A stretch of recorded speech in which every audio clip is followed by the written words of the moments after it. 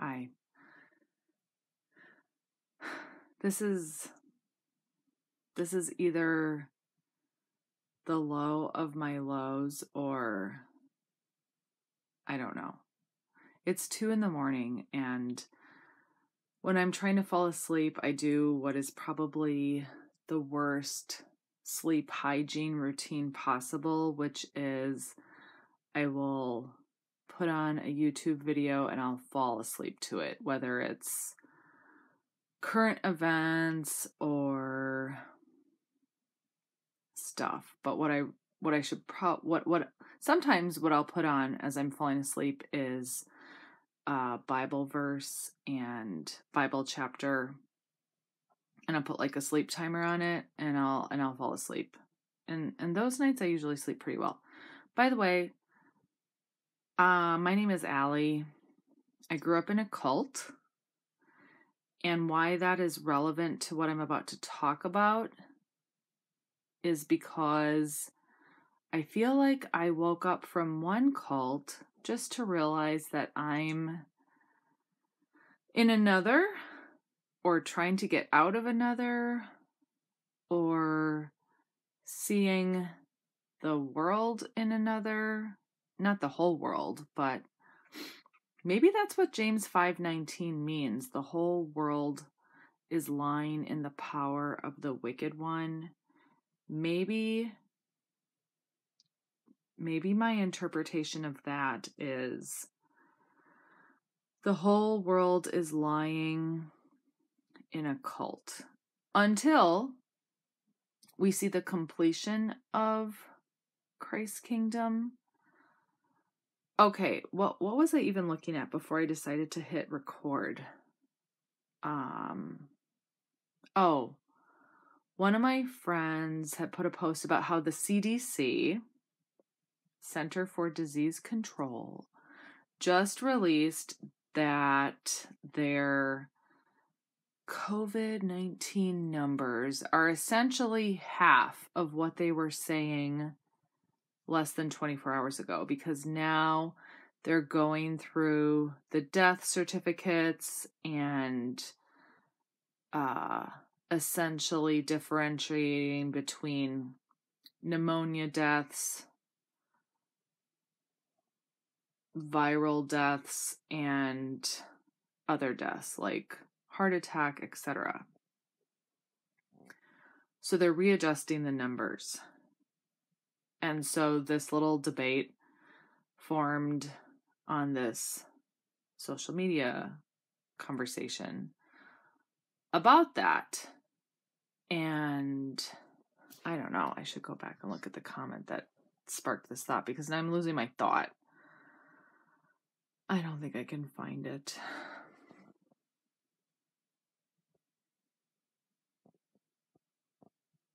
I lost my thought.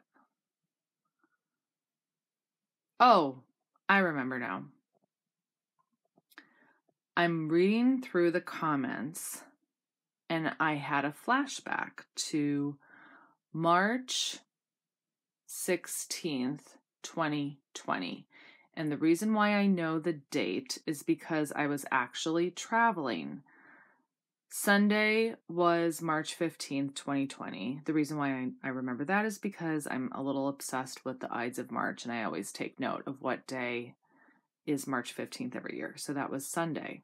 And I had traveled to a different state to see some friends. So I'm in this other state. I had taken an airplane down there, and then it was when everything was really starting to just break in the United States.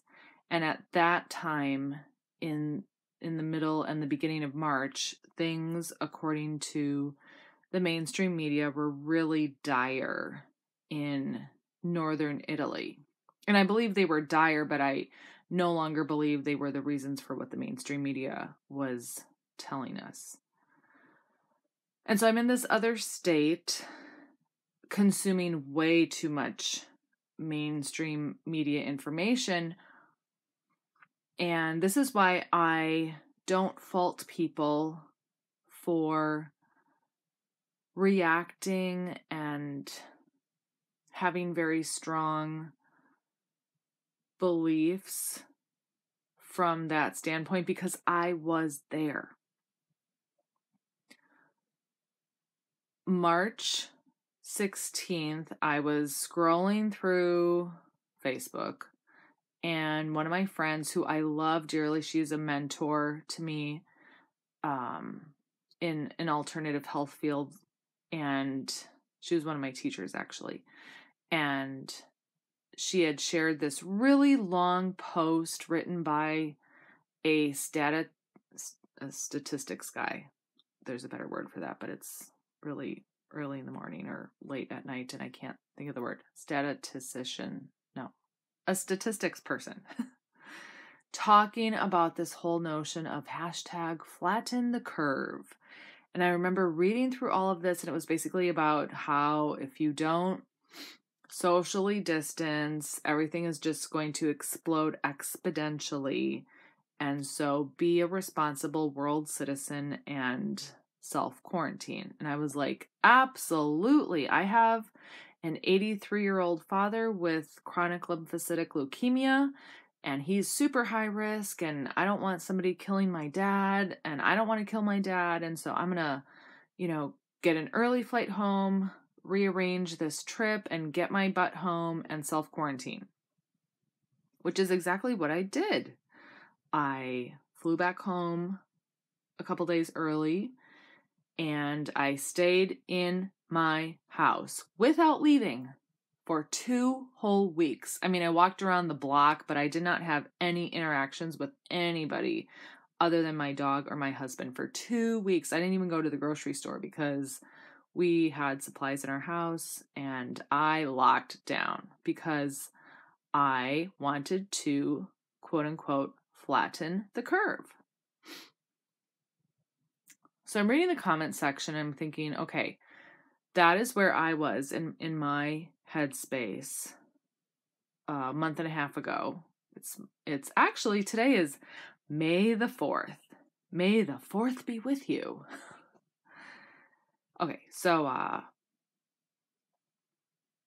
I was there, and I'm reading these comments and thinking back to what reading that statistics person's very seemingly logical explanation of all of this meant. And it took me back to my days in the theocratic ministry school of Jehovah's Witnesses, where we would gather together as a congregation during the midweek meeting and be spoon-fed the week's door-to-door presentation. In other words, when Jehovah's Witnesses knock on your door on a Saturday morning or whenever, they're not just coming to your door with a scripture that personally touches them. No, they are given the presentation du jour from the powers that be, aka the governing body. What I'm about to say is probably going to make some people really upset at me. Take it or leave it. This is my 2 cents. But what I think is there is the governing body of the CDC. I think sometimes it's good to remember that these are just more people like you and me, people who, granted, may have spent many, many, many more years in quote unquote higher education than you and me, but they're still people. And when you put yourself at that top tier level of a pyramid where you essentially become beyond questioning, that, based on my experience, is the definition of culty. When you try to question the logic and reasonableness, the literal flip-flopping of data and you want to talk about it in a public forum, and then you're labeled a conspiracy theorist, or apostate. No, I mean conspiracy theorist. What's going on? Are you just regurgitating the presentation you were fed? Because I did for a good 2 weeks, maybe even 3. So I'm not guiltless. I fell for it too. I'm going to sign off now. Try to get some sleep.